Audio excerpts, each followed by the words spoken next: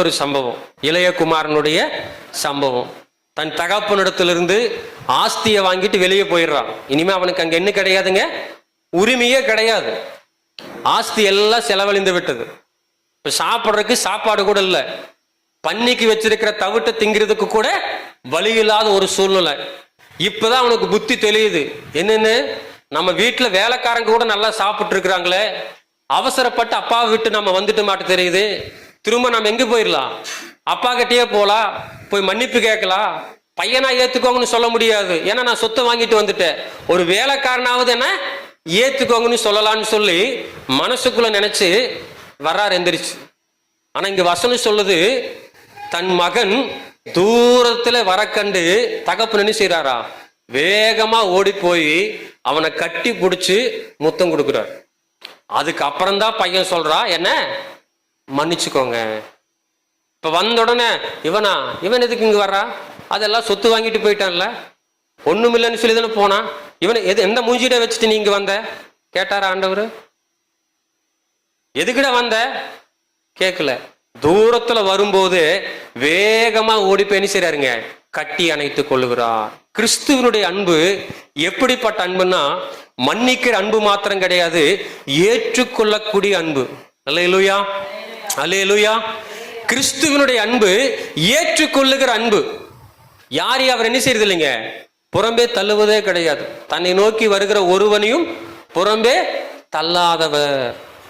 அது எவ்வளவு அநியாயம் பண்ணியிருந்தாலும் சரி, எவ்வளவு அக்கிரமம் பண்ணியிருந்தாலும் சரி, எவ்வளவு தப்பு இருந்தாலும் சரி, தன்னை நோக்கி வர்றாங்கன்னு தெரிஞ்சா மன்னிப்பு கேட்கிட்டு அதுக்கப்புறம் நம்ம என்ன செஞ்சுக்கிறேன், சமாதானம் ஆயிக்கிறேன். வர்றாங்கன்னு தெரியும் போது வேகமா ஓடி போய் என்ன செய்றாருங்க, கட்டி அணைத்துக் கொள்ளுகிறார். இதுதான் கிறிஸ்துவனுடைய அன்பு, ஏற்றுக்கொள்ளக்கூடிய அன்பு.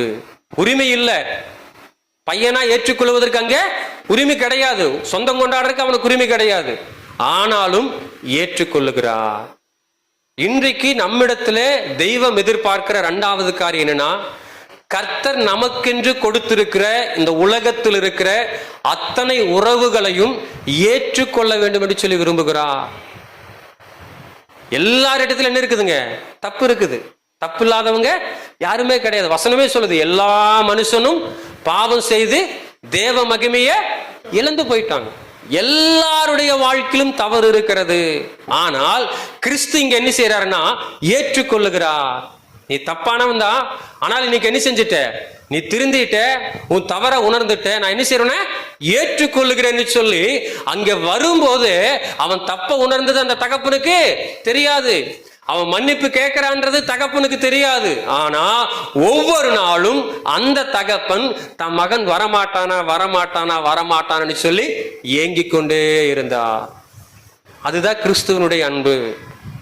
இன்றைக்கு கர்த்தர் நமக்கு கொடுத்திருக்கிற இந்த உலக உறவுகள் மத்தியில நாம் பிறரை ஏற்றுக்கொள்ளுகிறவர்களா இருக்கிறோமா? அதான் சொன்னேன், எப்பயுமே நமக்கு 3 தான். 1 குடும்பம், 2வது சபை, 3வது இந்த சமுதாயம். இந்த 3 இடத்துலையுமே கர்த்தரை வெளிப்படுத்த வேண்டும் என்று சொல்லி விரும்புகிறார். இன்னைக்கு நம்முடைய குடும்ப உறவுகளை, சொந்த பந்தங்கள் நிறைய பேர் நமக்கு விரோதமா தப்பு செஞ்சிருக்காங்க. இன்னைக்கு நம்ம அவங்கள மன்னிச்சு ஏற்று இருக்கிறோமா? யோசித்து பாருங்களேன். நமக்கு விரோதம் எவ்வளவோ காரியங்கள் பேசினவர்கள் உண்டு. இன்னைக்கு அவங்க எல்லாரையும் நான் மன்னிச்சுட்டேன். சில பேர் இருப்பாங்க, மன்னிச்சுட்ட, என் மூஞ்சிலுக்குன்னு பற்றாத போயிரு, நீ செஞ்ச தப்பு எல்லாத்தையும் நான் என்ன செஞ்சுட்டேன், மன்னிச்சுட்டேன், ஆனா என் கண்ணுல படவே கூடாது, என் கண்ணுக்கு மறவா நீ எங்க வேணாலும் இருந்துக்கோ. இதுக்கு பேர் என்ன கிடையாதுங்க, மன்னிப்பு கிடையாது. இதுக்கு பேரு மன்னிப்பு கிடையாது. கிறிஸ்துவனுடைய அன்பு அவர் மன்னிக்கிறவர் மாத்திரமல்ல, ஏற்றுக்கொள்ளுகிறவர். இன்னைக்கு நிறைய நேரத்துல எப்ப தெரியுமா நம்ம ஏற்றுக்கொள்ளுகிறோம், செத்து போனதுக்கு அப்புறம் பெட்டியில போட்டிருப்பாங்க, அப்ப போய் உட்கார்ந்து அழுவோம், ஐயோ அப்பா அம்மா, என்னுடைய கணவனே, என்னுடைய மனைவியே, பிள்ளையேன்ட்டு அப்ப அழுவோம். உசுரோட இருக்கும்போது என்ன செய்ய மாட்டோம், ஏத்துக்கவே மாட்டோம். ஒரு ஊழியக்காரர் நமக்கு எல்லாருக்கும் தெரியும், அவர் மரித்ததற்கு பிறகு கத்தி கதறி அழுகிறாங்க பாஸ்டர்மா, ஆனா உயிரோடு இருக்கும்போது தள்ளி வச்சுட்டாங்க. கர்த்தர் நமக்கென்று கொடுத்திருக்கிற உறவுகள், அது குடும்பமா இருக்கலாம், சொந்த பந்தமா இருக்கலாம், நண்பர்களா இருக்கலாம், சக விசுவாசிகளா இருக்கலாம், நம்ம வேலை செய்யற இடத்துல நண்பர்களா இருக்கலாம். அவர்களுடைய வாழ்க்கையில தவறுகள் உண்டு, ஆனாலும் கர்த்தர் சொல்லுகிறார், நான் உன்னை எப்படி மன்னிச்சு ஏத்துக்கொட்டனோ அதே போல நீ என்ன செய்ய, மன்னித்து ஏற்றுக்கொள். அப்பதான் என்னுடைய அன்பை நீ என்ன செய்ய முடியும், வெளிப்படுத்த முடியும். நீ 100% திருந்தினாதான் அவனை ஏத்துக்குவ. ஏசப்பா உங்ககிட்ட எங்கிட்ட அப்படி கேட்டிருக்கிறாரா? சொல்லுங்க பார்க்கலாம். நம்ம கிட்ட அப்படி கேட்டாருன்னா இது வரைக்கும் நம்ம யாரும் இங்க ஜீவனோடு கூட நிக்கவே முடியாது. நான் ஆண்டவர் ஏற்றுக்கொள்ளுகிறார். நாம் எவ்வளவு தவறு செய்தாலும், எவ்வளவு தூரம் கர்த்தரை விட்டு தூரம் போயிருந்தாலும், அப்பான்னு திரும்ப வரும் பொழுது அவர் என்னை அங்கீகரிக்கிறவராகவும் என்னை அரவணைக்கிறவராகவும் இருக்கிறார். அப்ப இன்னைக்கு நம்முடைய குடும்பத்துல எத்தனை பேரை நம்ம ஏற்றுக்கொண்டு இருக்கிறோம், எத்தனை பேரை நம்ம தள்ளி வச்சிருக்கிறோம்? யோசித்து பாருங்க. நம்ம சொந்த பந்தங்கள்கிட்ட எத்தனை பேரோட நம்ம ஐக்கியமா இருக்கிறோம், எத்தனை பேரை ரிஜெக்ட் பண்ணி வேண்டான்னு தள்ளி வச்சிருக்கிறோம்? யோசித்து பாருங்க. ஆண்டவர் அழகா யோவான்ல சொல்றாரு, கண்ணால பாக்குற மனுஷங்கிட்டயும் உன்னால அன்பு காட்ட முடியல, நீ எப்படி எங்கிட்ட அன்பு காட்டுறன்னு சொல்லி ஏமாத்திட்டு இருக்கிற?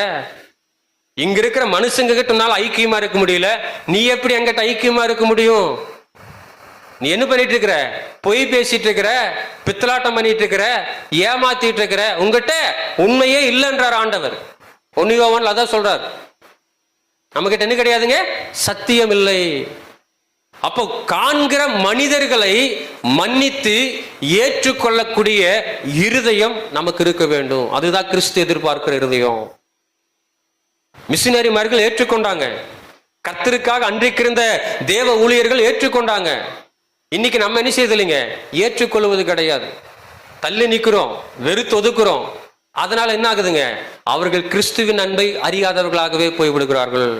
இன்னைக்கு FMBB ஒரு பெரிய ஒரு மிஷினரி ஸ்தாபனம் இருக்குது. எங்கே நிம்மதின்னு ஒரு படம், சின்ன வயசுல பார்த்த படம் எனக்கு இன்னும் ஞாபகம் இருக்குது. கிறிஸ்துவ படம் தாங்க. ஒருத்தர் குடிச்சிட்டு ரோட்ல படுத்து கிடந்துட்டே இருப்பாரு. ஆனா அந்த அந்த வழியா வர அந்த நபர் டெய்லி அவரை தூக்கிட்டு வந்து என்ன செய்வாருங்க, அவங்க திண்ணையில படுக்க வச்சிருவார். எங்கேயாச்சும் ஒரு பக்கம் விழுந்து கிடப்பான், முழிச்சு பார்க்கும்போது திண்ணையில படுத்து கிடப்பான். அவனால தாங்கவே முடியல. ஒரு நாள் கேட்டுருவார், ஏன்யா நான் அங்கெங்கேயோ குடிச்சு படுத்து கிடக்குற, என்னை எத்தனையோ பேர் கெட்ட வார்த்தையில திட்டிட்டு போறதை பாக்குற, இவன் சீக்கிரம் சாக மாட்டான்னு சொல்றதை நான் கேட்கிறேன், நீங்க மாத்திரம் டெய்லி என்னையே தூக்கிட்டு வந்து உங்க வீட்டுல படுக்க வைக்கிறீங்க. அப்ப அவர் சொல்ற ஒரே வார்த்தை, ஏசப்பா உன்னை நேசிக்கிறார். அந்த ஒரே வார்த்தை தான், ஏசப்பா உன்னை நேசிக்கிறாரு. நீ குடிகாரன்னு ஏசப்பா உன்னை என்ன செய்யல, வெறுக்கல, உன்னை ஒதுக்கல, அவர் மேல் அன்பா இருக்கிறாருன்ற அந்த ஒரு வார்த்தை அவருடைய இருதயத்தை மாற்றுகிறது.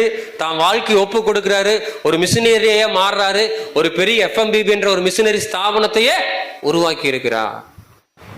எங்குங்க, ஒரே ஒரு ஏற்றுக்கொள்ளக்கூடிய அன்பு. இன்னைக்கு நம்ம ஏற்றுக்கொள்கிறோமா? நம்ம வீட்லயும் தப்பு செய்யறவங்க இருக்கிறாங்க, சில கெட்ட பழக்க வழக்கத்தோடு இருக்கிறவங்க இருக்கிறாங்க. நம்ம என்ன செய்யறோங்க, ரிஜெக்ட் பண்றோம். இதெல்லாம் திருந்திட்டு வா, உன்னை ஏற்றுக்கொள்ளுகிற. கிறிஸ்து அப்படி சொல்லல, அவர் ஏற்றுக்கொள்ளுகிறார். நம்ம இடத்துல குறைகள் இருந்தாலும் குற்றங்கள் இருந்தாலும் அத்தனையும் அவர் மன்னித்து மறந்து நம்ம என்ன செய்யறாருங்க, ஏற்றுக்கொள்ளுகிறார். அப்ப இன்னைக்கு ஒரு கிறிஸ்துவ மகனாக, மகளாக, ஒரு விசுவாசியாக, ஒரு ஊழியக்காரனாக இன்னைக்கு நம்ம இந்த உலகத்தில் இருக்கிற உறவுகளை ஏற்றுக்கொண்டு இருக்கிறோமா? இல்ல அவங்க கிட்ட இருக்கிற தப்ப சொல்லி அவங்கள தள்ளி தள்ளி தள்ளி தள்ளி வைக்கிறோமா?